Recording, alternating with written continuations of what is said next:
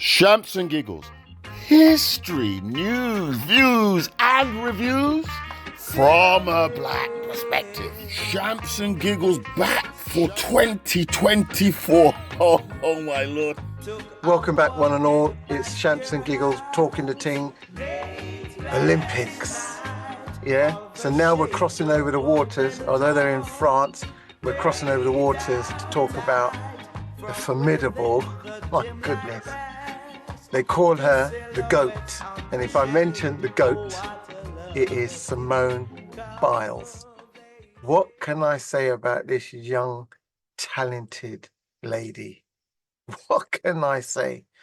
I can only talk positive about her, but as you know, media, people, very, very opinionated. I call them, in my terms, being black, I would say red-eye people, meaning people that have got nothing better to say about her and jealous. So really and truly, she is absolutely formidable. She didn't do too well. She came out of Tokyo. She had to drop out of Tokyo because she had a mental block. And she had some mental issues that was playing on her. Can you imagine the pinnacle that she reached back then, 2020 and before? You can only take that in your mind so much because you're thinking, I've got to get it right. Doing it for the team. I'm doing it for me. I'm doing it for the team. Can't let it down. Can't. And this is playing over and over. And you've still got to memorize what apparatus you're going on and what actual sequences you're doing. And with that mental block, everybody goes through a mental block. And Simone Biles is not superhuman. She's human. So these things are going to happen. So when you get, I heard that everybody's mate, ladies and gentlemen, everybody's mate called Piers Morgan. He said, I think he quoted that it was ridiculous for her to come out and stop and drop out of the Tokyo Games. Come on. You know, and now I'm hearing in the news within the last day or so, he's retracted and say he has to apologize for what he said about Simone Biles. Go ahead, Miss Leisha. Let's talk the thing. This is Simone time. Sometimes I think that these broadcasters like to incite a lot of negativity to get them in the news and to get viewership. And he's one of those people that he likes that controversy, obviously being part of the tabloid newspaper groups, being editor, and then going on GMTV and on there, and then now on GMB. Is it GMB? Another. Yep, that's right, GB. Yep. Yep. But to say this woman, this young lady, Simone Biles, who had battled her mental well-being challenges, had to, remove herself from or sit out from the other Olympics, was a good move for her safety. Absolutely. Physical and mental well-being safety. Yep, taught the teams. What she's doing, gosh, the skills that she does, the twists, the turns, the flips, the splits, the this, the that, all those stuff that she's doing, you've got to be mentally balanced and aware of what you're doing because you could seriously hurt yourself. So I'm glad she took a break, and her break has helped her to where she is now. She is doing amazing. Yep, absolutely true. Absolutely true. I'm not sure if everybody or anyone saw Simone Biles. I'd be absolutely shocked if no one saw what she did in the Olympics just gone by. That lady, she is absolute a superstar. Absolute superstar. I've got hands all over the place, ladies and gentlemen. So let's talk the ting. This is Simone's time, and us on Shamps and Giggles will big her up until we can't big her up enough. So let's go with Dion, then Pinky, then Spice. Go ahead, Dion. Simone Biles, she is my favorite athlete. She's got resilience. She's just got everything. She is the greatest of all times. And the fact that she's 27 and she's been in the games for how long?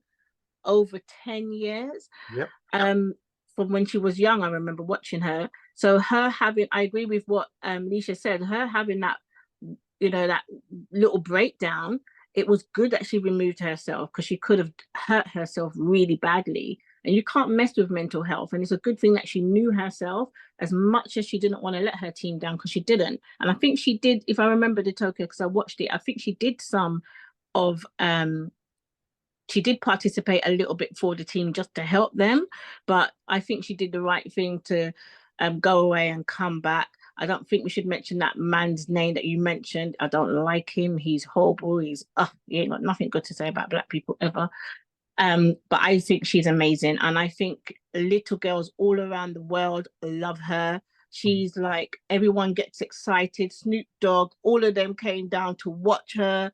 She's just like the greatest of all times. And I loved what she did at the end when she had that, she had a goat, like she had a little chain and she had the little pendant of a goat and she was showing it to the, and when you watch the Olympics, you see so many cameras in her face. They're watching her all over the place. That alone is stressful. And the amount of things that you said that she has to remember and perfect herself. And she goes, especially on the floor, she goes so high. She does, her technical difficulty is more technical than a man's. Yes. You understand? Agreed. It's nuts. And she throws herself up in the air. I'm telling you, I've never seen anyone like her. And I think she has more in the tank. She's got 3 more events to do, and I wouldn't be surprised if she won them all. But she's for me, she's the number 1 athlete for me for the whole Olympics. Brilliant. Well put. Well put. We're talking to teams about Simone, ladies and gentlemen, on the radio and here. So let's go with Pinky. Thank you very much, Dion. Pinky, go ahead. Then Spice. Well, to think she's got 9 gold medals to her name, 30 world championships, and she's just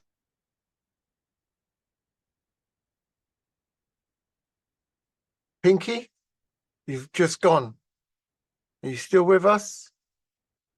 think back to what we're talking about. We've just said with the last Olympics, and just by her saying, you know what, I don't feel right within myself that I can do this. Everybody felt that she should have gone ahead. I like a person who can listen to their own body and know themselves, because clearly she knew herself to be able, because there was nobody there. Everybody would have pushed her. And by her saying no and pulling back, what was the response that they all turned to? Oh, it's because she knows she's going to lose. Oh, it's because she did. That was it. Those were all the horrible talk that they spoke. And to think that she had even had all of that behind her, and she started way before she was like, what, 10, 8, 9, 10. She was doing ordinary gymnastics, used to do her little bounces and rolls, and her tumbles. Nobody can do tumbles like Simone. Nobody can control the floor like Simone, because that's where she wipes it up on the floor. So I mean, definitely awesome, because I think she's probably ranked now, before the 2, there was I can't remember the name. Of course I can't say her name properly, but clearly, like Dion said, she's the GOAT. That was given to her by her team member at the end, all diamonds it looks like. Yep, which is very good. Which is very good. Yes, indeed, she deserves that. Yeah. And I think mainly also because of the fact that, she's come back from, mental health. All of us can go through mental health at any time of our life, because it's on a spectrum. So, good on her that she knew how to look after her mental health and not allow just for the sake of your teammates, you've got to, one thing they teach you about work, you put health and safety first. You put you first before anybody else, before your teammate. So she did well. Well done. Well, thank you very much for that input, Pinky. Excellent. Well said, each and every one of you. And that's Shamps and Giggles, talking the ting, Simone Biles. Go ahead, Spice, and then Colour Queen. Yeah, Go ahead, Spice. In 2020, she won 2 medals. She won a silver and a gold in both in team events. Okay. And back in 2017, she disclosed to media that she actually suffers from ADHD. Mm-hmm. So she made that public knowledge after her medical records were leaked. But I think, I mean, as the others said, I think she's done well. Yep. In the sense that she listened to her own body, and she quit while she was ahead back in Tokyo 2020. But I think she's absolutely fantastic. Phenomenal. Phenomenal. Yes. Phenomenal is the word. My heart bursts for her, honestly. Yes. She Yes. is absolutely one of a kind. That's what we want to hear. Kind. That is Shamps and Giggles. That's the type of kudos we say, and also the respect we give her. Phenomenal, amazing. Go ahead, Colour Queen. Well done, Spice. I just think, well done. I just think it's absolutely amazing. I think for anybody to look at themselves in a holistic way, her craft, she is at the top. She's top shelf when it comes to her craft. She is amazing. She is outstanding. But what she has done in taking note about her mental health is also so beautiful, because you cannot function adequately without taking care of your mental health. It's part of your holistic well-being. Mm-hmm. And people don't always understand somebody that turns around and says, listen, I need to look after my mental health. Mental health has become something of latter day since COVID, that all of a sudden it's slightly more expected. For those of us who respect our mental health, we do what we need to do to protect it. We protect it like the crown jewel. And that's what my girl has done. She said, listen, this is what I'm about. This is what I am experiencing. Mental health is like no other condition. It's the same as cancers, diabetes, and all the rest of it. Nobody judges you if you get diabetes. Nobody judges you if you get cancer. But the minute you turn around and say you have a mental health condition, somewhere along the line, they want to blame you. But what this beautiful queen has done, and she said, look, do you know what? I need to take a step back. I need to look after me. I need to look after my holistic well-being. And as a mental health expert and a therapist, I take my hat off to her, because that girl is phenomenal. Absolutely outstanding. Because when you can take care of your mental health and you have limitations and you have boundaries, there's no stopping you. And that's what she's done. She's shown the naysayers and the haters, you know what? I'm doing this anyway, but I'm going to pause. I'm going to step back, and I'm going to do what I need to do to renew, review, refresh. She did a SWOT analysis, strengths, weaknesses, opportunities, and threats. My girl's come back hot, blazing. Love her for that. I agree. And with that, I'm gonna oh, someone's got their hand up. Pinky, and then I need to say a few words. Pinky, go ahead. Yeah, just to say, like, she was so fully aware of her routine, how it runs to such precision. In that Tokyo Olympic, she realized that when when she came off from the bar, from the bar work, which was when she came off of it. When she came off of it, she spun at a very awkward way, in that her body came forward, but her head was left. I don't even know how to explain it. It was left in mid-air at a twist. So when she hit the ground, she already knew she was off key. So it was from that twist that she had. Our brain is so delicate. It's unreal, in that when we've got the different serotonins and the dopamines. And if we've given ourselves, it's like having a car accident. You're having a car accident. So you could say she might have had a car accident in mid-air where the head got set in a certain position that was not natural to her natural way of how she would carry out the routine. And that's when she knew she was off. It was from that sudden jerk when she came off in Tokyo. You would have to go back to actually know. And it was from then. They knew. Even if they go back and you look at it, because they've gone back and they've analysed, they can see how her head was left thing. And it was from that she didn't want to go on any further. She knew she wasn't right. But as they said, down to the fact that she was whatever, but it wasn't. It was clearly that she had a jolt of as she came off of that, and the movement of the head. Very important. Right. Well, I'm just going to clear up a couple of things, which I think is only right to do. Yes, she did have a mental block, but we have to make sure that we get this thing correct, because that's what Shamps and Giggles do. We do research, and we've got plenty of our members on here looking at things while we discuss it.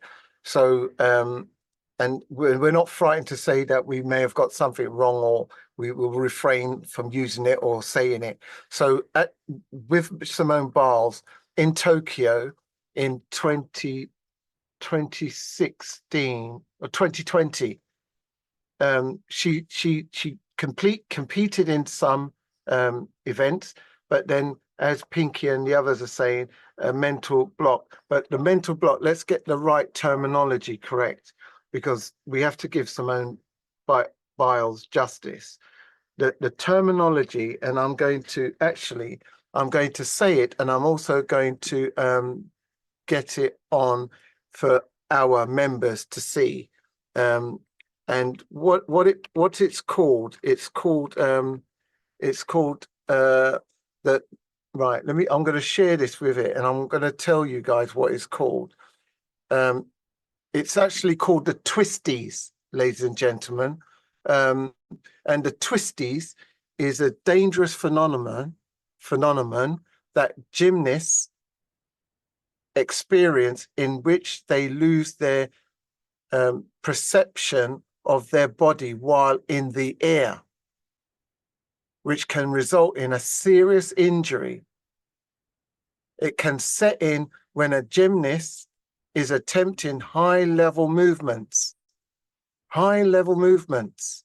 making it difficult to compartmentalize the exact movement they are attempting. So listen, just you ordinary people, not even Simone Biles, you do a mid-air jump, or you're jumping from somewhere, yeah, and you have a mental block, not knowing what to do next in mid-air,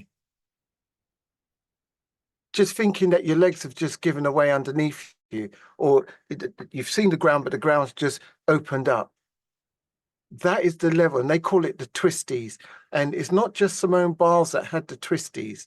There's several English gymnasts that had the twisties. The lady that won the lady that won our recent gold medal in trampolining, she had the twisties. She had to come out of her competitions because of it.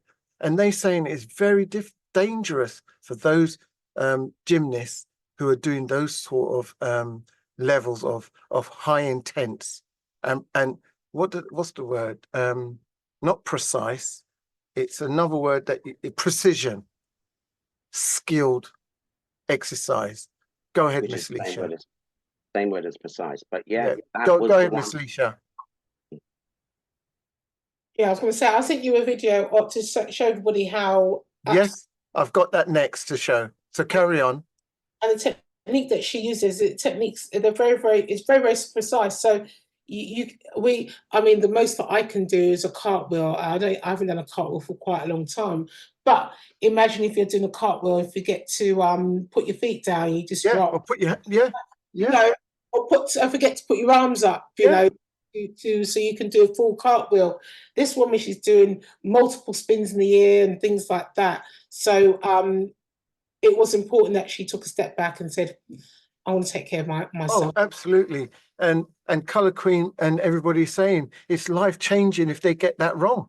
It's absolutely life-changing if they get that wrong and they continued. So, yeah, my hand goes up for Simone knowing because she could easily break her neck, like Yeah. come off and break her neck. Yeah, easily. know, And for yeah. Simone to know her own body, as Pinky was saying, and to say, enough is enough, something's not right, and pull out, big up to her. And ladies and gentlemen, I know you can't see it, but you need to go on YouTube and just type in some of Simone Biles' movements and what she does. And I'm going to share a video again because I can't talk about Simone Biles enough.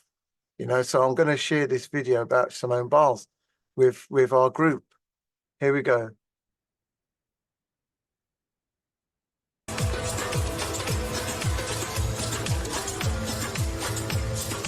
Simone Biles stood on the stage, her eyes shining as brightly as the 10,000 crystals adorning her leotard.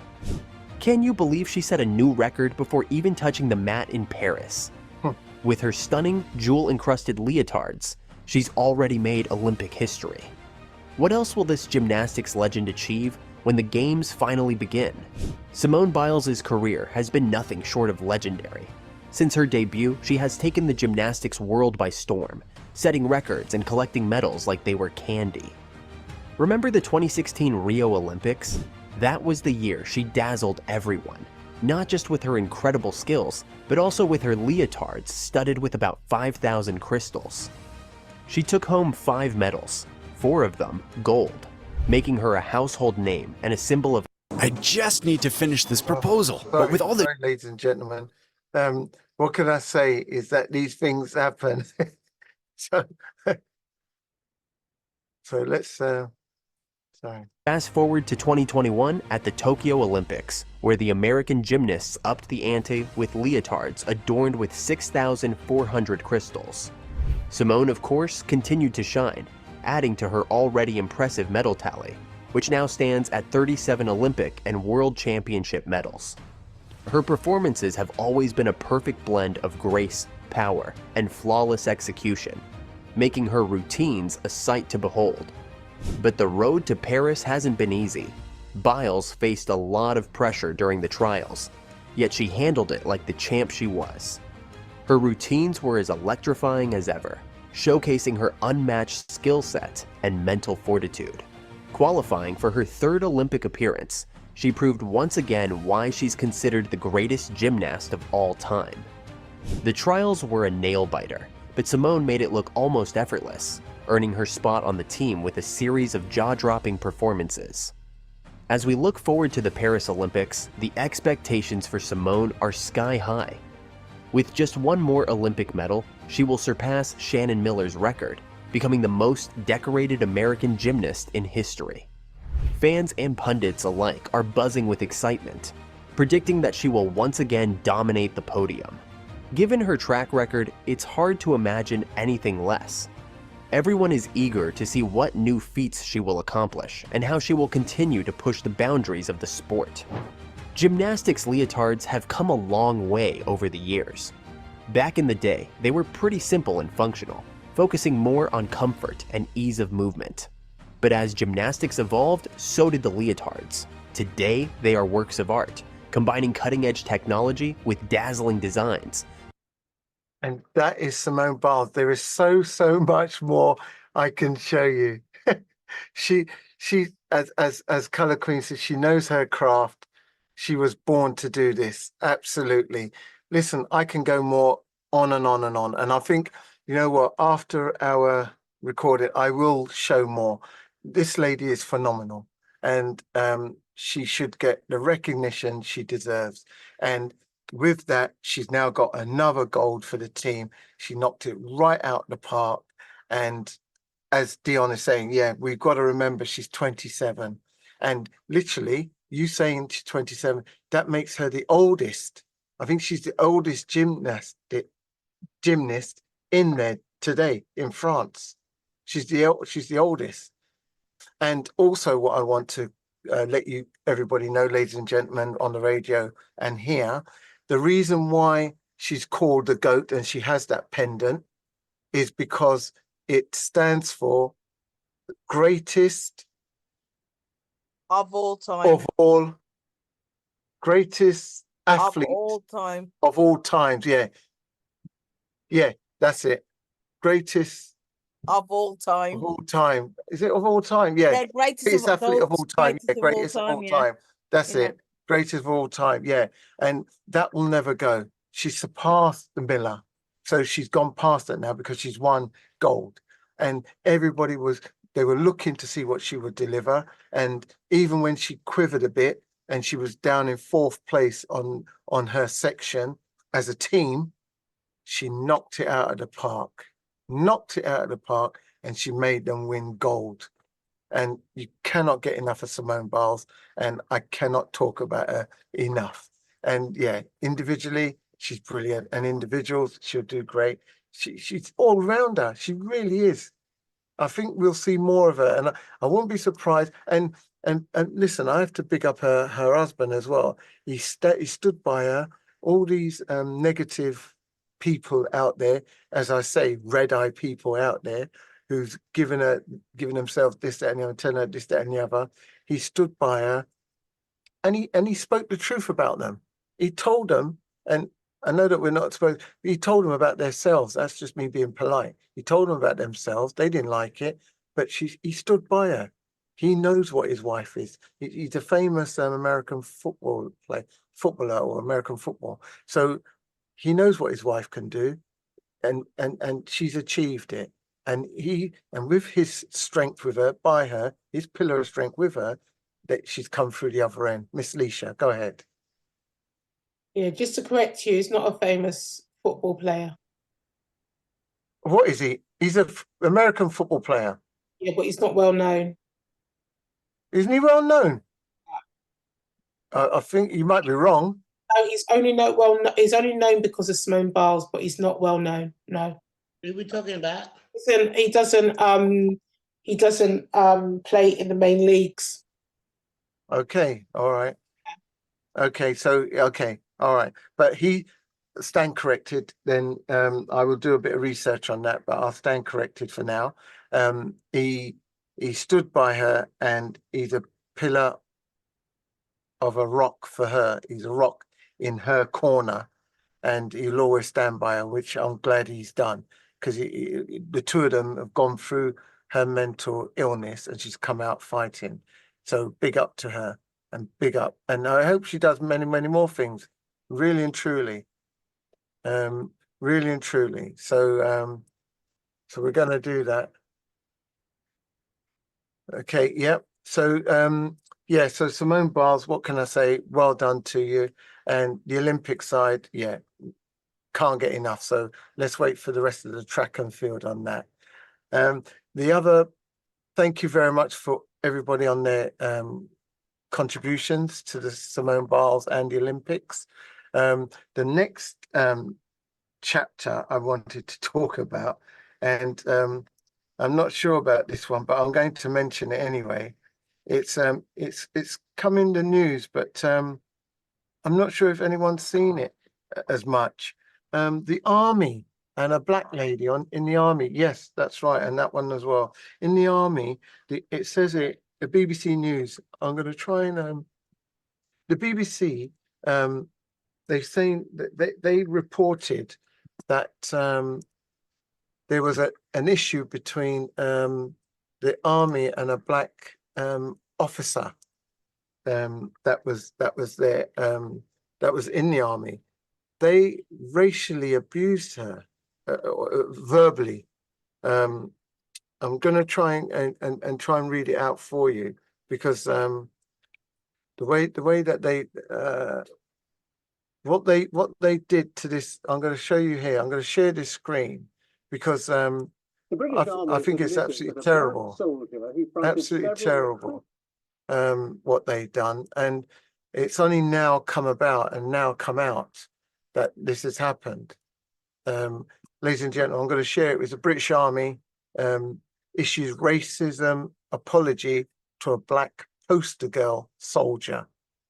Recruitment campaigns had to work in an unacceptable environment where she experienced sexist and racist harassment. As well as apologising, the Army has paid the soldier a substantial financial sum. Kerry Ann Knight, who left the Army this year, has been talking for the first time to our defence correspondent Jonathan Beale. Yeah. That's the section I was in. Yeah, you spot me? I can spot you. Yeah. Kerry Ann Knight always knew she'd stand out. In an army struggling to recruit both women and ethnic minorities. Were you the only black person in Yeah, I was the only a black female. But she joined full of hope, assuming racism had long been stamped out. For some reason I thought someone in uniform was going to be professional, and I was very excited to be a part of that and just creating my own family within the Army. Kerry Ann became a face for Army recruitment. She knew why the Army wanted to appeal to the groups she represented. But she also became a target for abuse. I was extremely shocked because I really didn't experience such deep levels of racism. Yeah, I had to learn the hard way in the Army. It got worse when she became an instructor at Harrogate. It's where the Army trains junior soldiers from the age of 16. It's controversial, not least because in the past there have been allegations of bullying. Kerry Ann says she witnessed it, but she too suffered at the hands of her fellow white male instructors. They'd pile everything daily on my desk, so just to show me that I'm not welcomed. And I remember one day they took a photo of me just standing at that desk, looking slightly broken, just having to sort out that rubbish before I can use my desk. They'd have Django Unchained playing. They would repeat the most, say, racist lines, and then they'd chuckle. They spoke outright in the office about lynching me, simply because I'd put in a complaint. And it was suggested for me to be tar and feathered. Rather than root out the racism, she says the Army closed ranks to protect the organisation.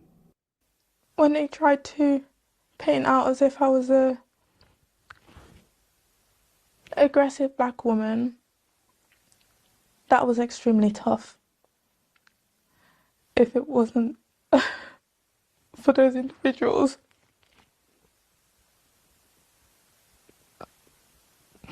who supported me, whether secretly or publicly, yeah, I would have been broken. Earlier this year, she took her case to an employment tribunal. The Army contested it, but as the evidence mounted, it issued an apology. It accepted Mrs. Knight had to work in an environment where she experienced racist and sexist harassment. It admitted the Army failed her. In a separate statement, the MOD said it had settled the claim with no admission of liability. I would never encourage a woman, especially of colour, to join the Army, because it's not going to benefit your life in the long run. Kerry Ann's image was used to promote a positive image of the Army, that it's inclusive and welcome to all. But her harrowing experience tells a very different story. Jonathan Beale, BBC News. Well, there you go to that. And with that, I can see, Pinky, you've got your hand up. Go ahead, my dear. Watching that, mate, really hurts me so deeply. Yeah. To watch that, you know, even if she didn't cry, you know, but the fact that she cried even hurts me even more, because you know that she's still suffering from, because that's what she wanted to do. That was her heart's desire. and they stopped her. They stopped her from doing. This is something we've known. I would never, you know, the MOD, I have to say, I'm sorry, it's the worst. You know, I'd rather my child go into the Marines, the Navy, rather than the MOD. I just don't get it. Then they're very misogynistic. When it even if she was a white woman, you know, a non-black person, you know, they as a woman, you would still get nonsense from the MOD. They've got this, and you see, as they did, they closed ranks. They paid her out a little bit of some money to keep her hush. Yeah. They used her. They used her face all up. I know that woman's face so well. They used her because I've got friends that, you know, the kids go to the MOD, you know, do the little, you know, 16 to whatever training and that. Yeah. Right. So, you know, what I'm saying is that, like, her face was all over to call in young black people, to appeal to young black people.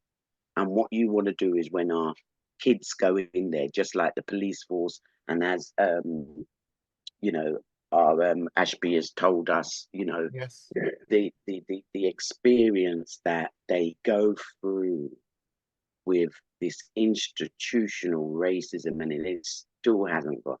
And you're how old today, and it's still the same.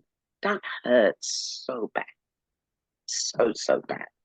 Yeah, it hurts so bad. You know, it's all good and well saying, oh, it's the army. Nah, that's the institution. It goes right across the board.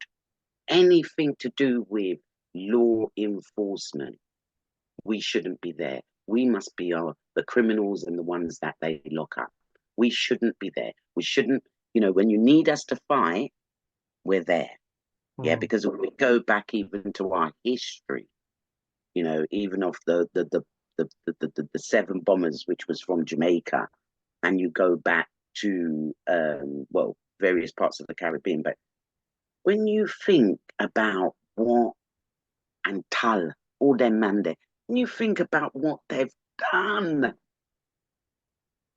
even for this country, our ex-Prime Minister, Barrow, all these people, what they did for you lot in World War One and World War Two, still there with that mentality. Wow, it's so shocking, really. Yeah, it was. It was absolutely shocking. And the emotions that she showed, and as you said, Pinky, still to this day, when she was being interviewed, it's still there, still raw. And for me, I'm glad that she said that she will never tell any person from an ethnic minority background to join the army, because it's not for them. They'll break you. They feel, but yet still they want the black people, and they want young people, and they want people to join them.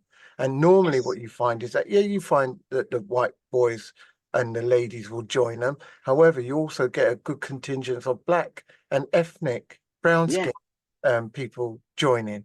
But I'm hoping that this article and us talking about it on Shamps and Giggles and on the radio, that they will stop and not join it.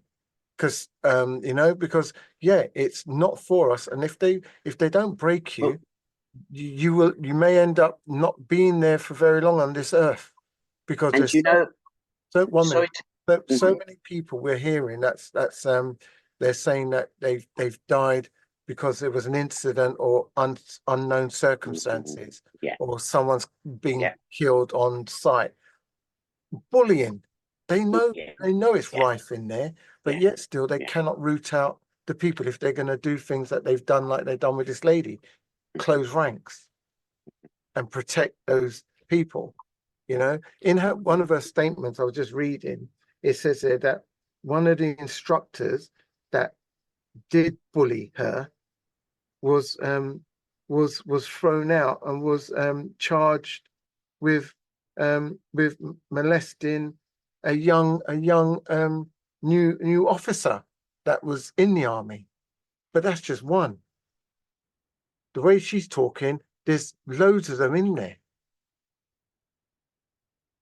So for me, I'm glad she won the case, and I'm glad that she said what she said. Well, she didn't. They didn't go to court. No, not won the case, but I'm glad that I'm glad she got paid out. I'm sorry that it went through to her, but I'm glad that she made the video through the BBC and told people of ethnic minorities, do not join the armed forces. Go ahead, Dion. MOD. Nope. Well, MOD is the same. It's the army. It's MOD. It's the Military of Defence. It's the army. Dion, go ahead. Yeah, I kind of agree with you, and I think it's quite sad, to be fair, that young people that would want to go, especially if they're in cadets and would want to go into the army, that they know that this is happening, and she's because no one wants this to happen to their children. Absolutely. But one thing what I would say, and I heard it once on LBC, when they finish in the Ministry of Defence, where do you think they go next? They go to the police. Yeah, or security. Yeah, absolutely. Yes, security. Be mindful. That's why there's a lot of bullying in the police. That's why there's a lot of bullying in those sectors, because they leave from the army and they come into the police and security division. And security. Yeah. Just be mindful. That's why 1 minute, Pinky. Yeah, Sorry. go on.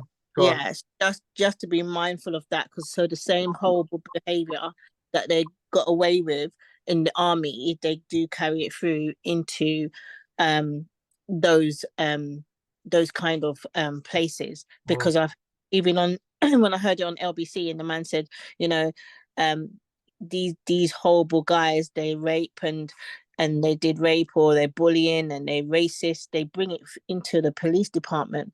It doesn't. There's no one there to stop them in the army, so no one's going to stop them in the police. It's all kind of inbred. It's all into what's the word? Institutionalized. Yeah. Do you understand? And so it goes from the top all the way to the bottom. So that's totally agree. Well put.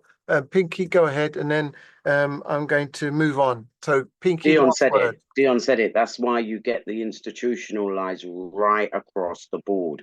Anything to do with, from security to policing to anything to do with judges.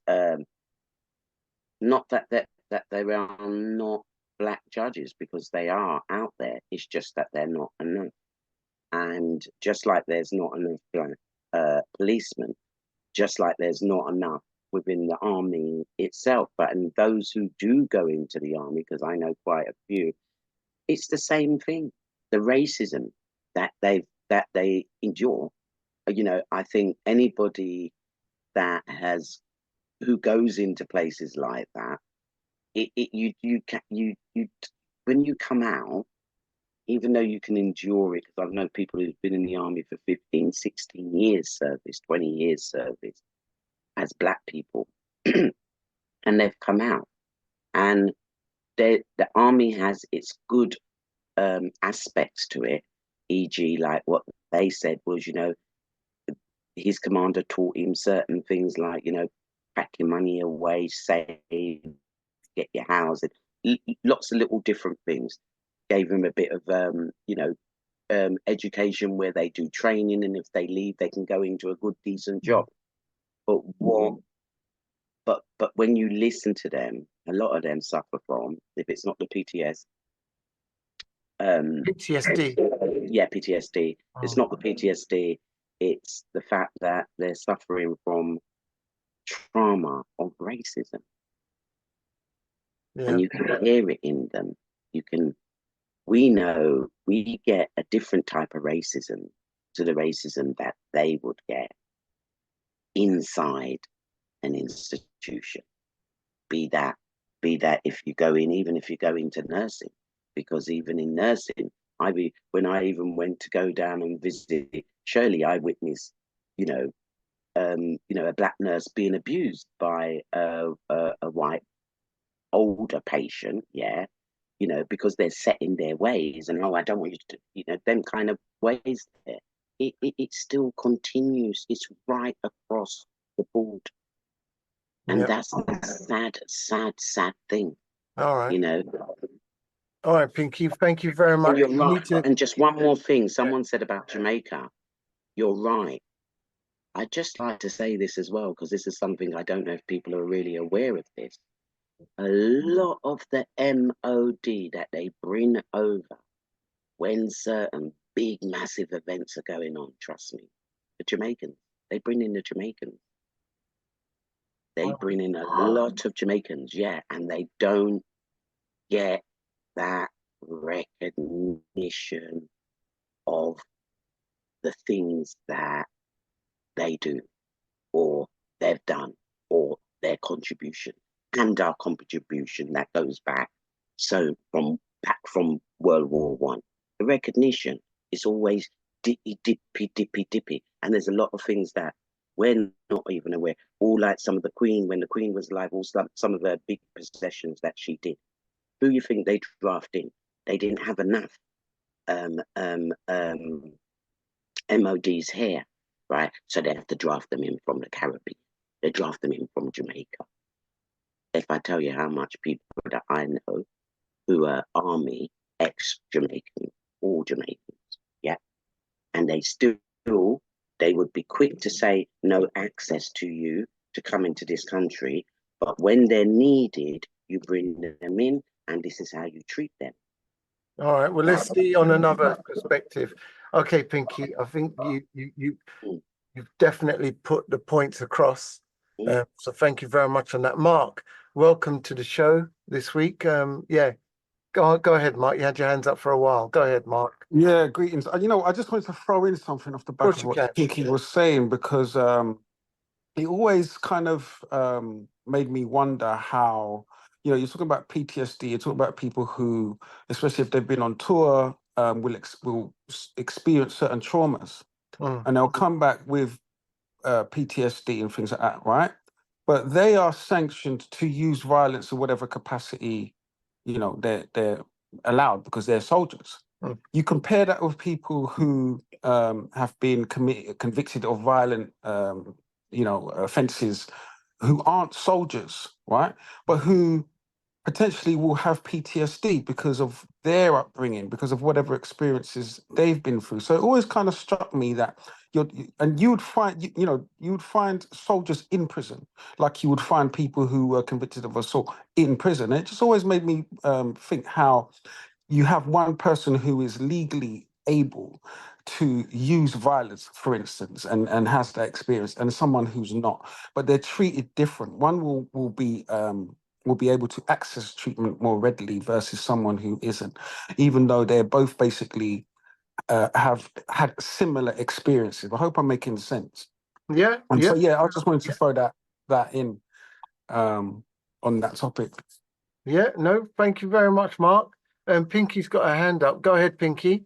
Mark, you're making perfectly good sense. As I was trying to say, I probably didn't make it clear.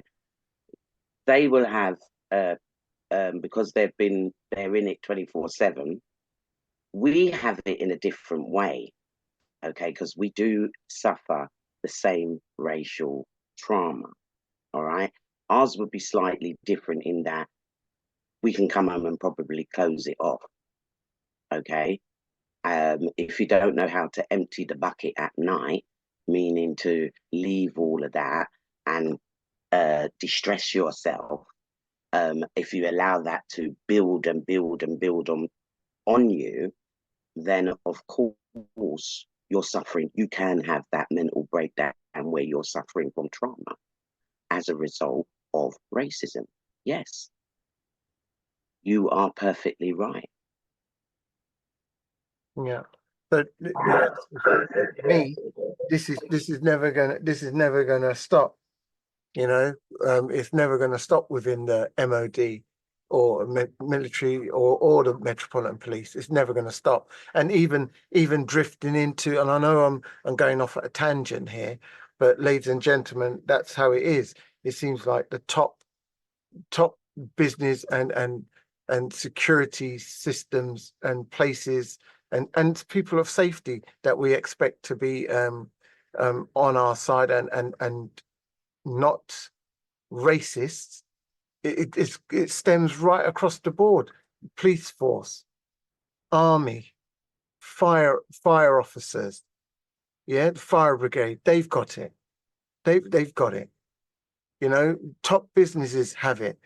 And they say that so it's going to be difficult, and it's a sad case of affairs that we have to say we don't know, and I hear it often is that the adults or the elders, which I'm slightly one of them now, is saying that it might not be in my lifetime. The changes might not be in my lifetime, and then you're passing it on to your kids or your grandkids. Which is true. It will not be. It is a shame because if you even there's even a news now currently going around. Now this is it's not nothing. It's not here in the UK. It's in America. An elderly woman. Okay.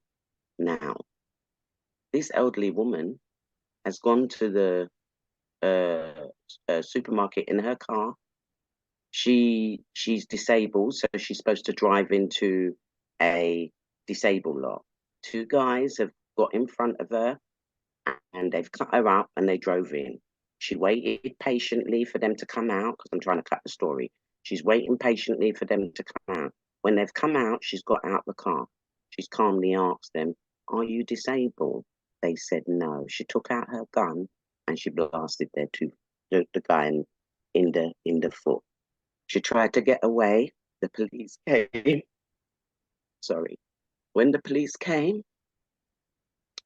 and they drew their gun, well, she drew hers again and she shot the police. Now, hang on to this. Anyway, they did get her in the end and they asked her because they realized, oi, listen, do you know that they never knew who they were playing with? This old woman is ex-Marine, ex-Army. She was well packed.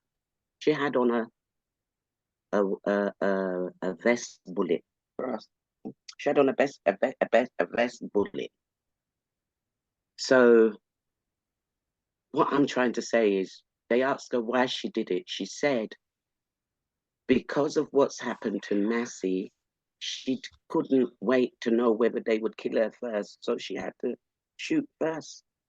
Now, what I'm trying to say there, it's a sad state of affairs when people are in authority and you call them, and it seems to be that when we call for help, although we know, and I know that little changes are happening, that it's turned in a different way. We're no longer the victims, or we're not seen, particularly as Black women, you're not seen as the victim, you know. So for me, I hear that story and I see that, and that even what's happened out there in America, and we've seen it because we've seen the video, and it is shocking. And you would think to yourself, wow, imagine that's trauma in itself, just seeing that. To think that you could call the police and not suddenly so it could just switch on you. What does that do? It doesn't create. Sorry, Pinky. Yeah. It's only because I couldn't find, and some of us couldn't find that article, so we need to just make some more inquiries about that one. But I know it's circulating. I've sent it to you guys. Yeah, a long time. So we have to have a look and see. Shugs, go ahead, and then I need to talk about the Hugh Edwards before we go. Go on, Shugs. To what Pinky just said, that woman, she dedicated herself to the Marines, everything. Where was her respect? Yeah. Where was her respect to putting her time in to the Marines and wherever she was? And she had to do the right thing. Yeah, and she knew what she stood for. She knew what she actually stood for. That's all I could say in that situation there. And she was right to do what she had to do. I don't know. I'm a bit because the reason why I'm a bit thing on it is because what I'm trying to say, and to go back to what Mark was trying to express, is that how racism actually affects you. So was that a black woman? Yes, yeah. It was a black woman. Yeah, it was a black woman. She dedicated her life to this, to the Marines, to the system, to do whatever. Bear in mind, we're coming from slavery, we're coming from a lot of things, yeah? And we're still dedicating ourselves as black people to the system. Yeah, and if she'd been in the Marines or wherever she was, right? She knew what she had to do. She knew what she had to do, right? Because it was a situation. Yeah, but she did it as a result of the trauma that has recently happened out in America, and people don't really. Let Shugs finish. Let Shugs finish, please. Yeah, so going back to gymnastics, to everything, because us as black people, we are traumatized, and we're still trying to do our best in what we are excellence in. Yeah, we are excellence in certain things, yeah, and we're still trying to do our best and working with the system of this world. You know what I mean? We cannot just stop, yeah? We are accountable, and we are black excellence. That's all I can say. Okay, thanks very much, Shugs. I just want to, before with this story, because I need to make sure it is true or not. But for me, there's a big element and part of this story missing, because for me, the way Pinky, you explained it and what she'd done to these two people that parked in a disabled bay, I think it's wholly unacceptable, unless I'm missing something here, because I think it's unacceptable for you to ask somebody, are you disabled? I might have missed a whole chunk of this story, but you ask somebody. That's what I was saying. I'm trying to say. One minute, let me finish. If you ask somebody, are you disabled? They turn around and say to you, no.